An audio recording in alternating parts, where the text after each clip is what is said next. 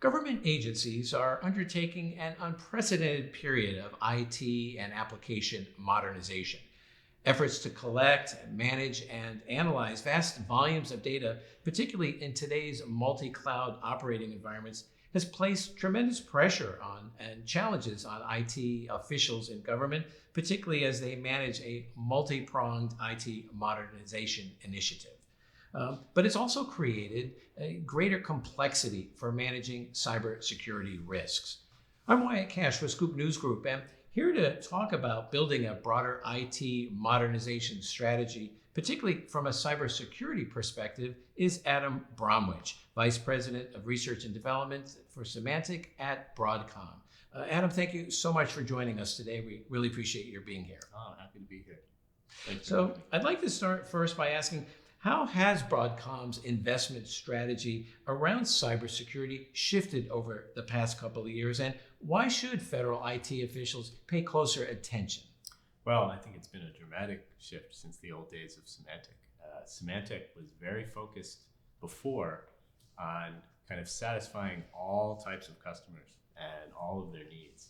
And in the last few years, we've been able to really focus on the largest organizations, large companies, the federal space, where our focus is on making sure that we are solving large organization needs, which are entirely all about addressing that complexity that you mentioned. Smaller companies, smaller entities are looking for kind of an out-of-the-box turnkey solution. Larger companies have much tougher problems. They are moving lots of data to the cloud. They have data that they need to keep on premise.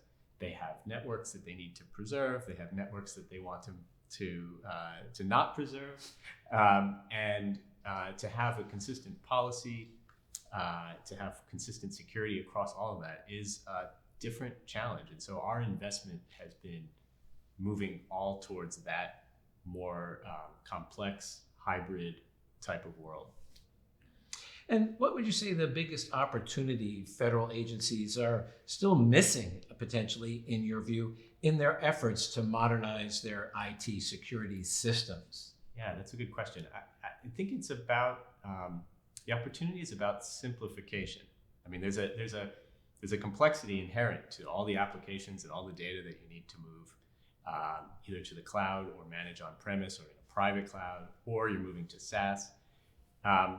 There's an opportunity to take policy and apply that in a consistent way with a more limited, I think, not just one vendor. I don't think you want to lock in to one vendor, but you want to have a more limited set of vendors who can handle a hybrid world and can apply that security policy consistently across. As soon as you're in a world with many, many vendors, now you have to essentially have different policies, different controls for every single piece of data. You really want to work with vendors who can handle different control points and different locations of data consistently with a single policy.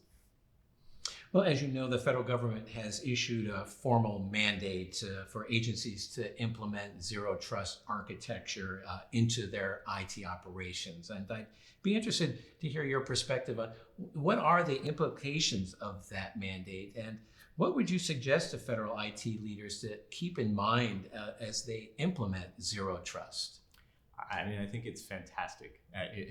The acceleration of the move to zero trust is something that I think any cybersecurity professional would say is a very needed change. And so the mandate is very welcome. We're in a world now where you really cannot just by default trust a network. And so zero trust is fundamentally about removing networks, removing perimeters, and making sure that we're evaluating every single connection. So it is, in some sense, a security practitioner's dream. On the other hand, it is very difficult to do. There are definitely data sets that you want to continue to have within a perimeter. There's definitely workloads that you do not want to move just yet, or you might have to build additional controls around. So my advice is definitely, in my experience with large customers, has been you have to just start somewhere on zero trust. You need to take a particular application or a particular workload, get that into a zero trust posture, make that successful, and quite frankly, users love it. No longer do I need to log into a VPN in order to do this thing. It's so much simpler, but you need to get comfortable on the cybersecurity side that you have control over that data, visibility into that data, what's going on, that connection is being evaluated properly. So just take a small step in, and then, I don't think it's gonna be very rare for large organizations to go fully zero trust.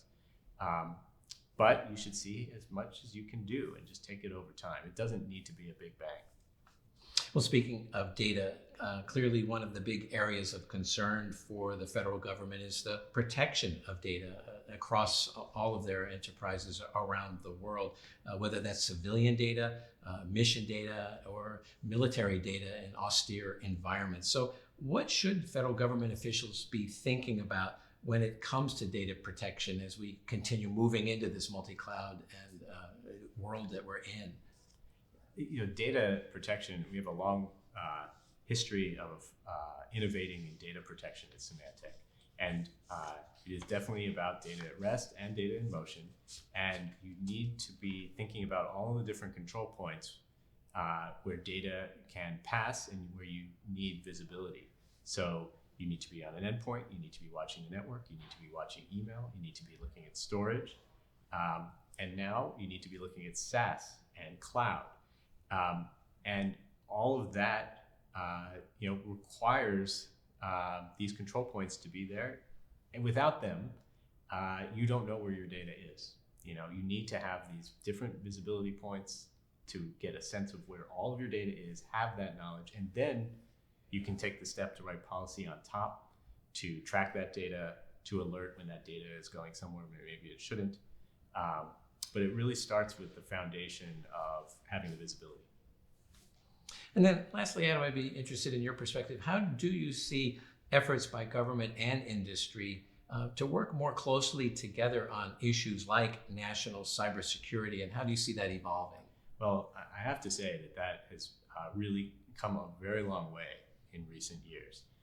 We've always partnered with government on the intelligence that we gather on attacks.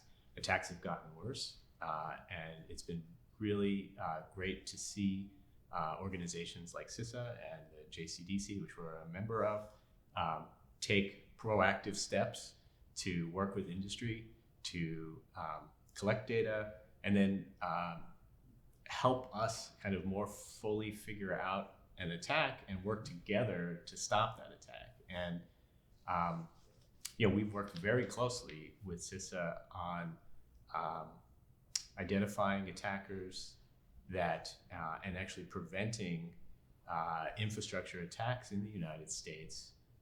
Most notably, we prevented a ransomware attack in a hospital. Because of the data that we see globally, we can then bring that knowledge to an organization like CISA. They can help us then get that to the right place. I think it's enormously valuable. Well, Adam Bromwich, thank you for joining us here at FedScoop and sharing some of your insights on the development and evolution of cybersecurity measures, in part to support IT modernization in government. So thank you for being with us. Thank you for having me. Enjoyed it.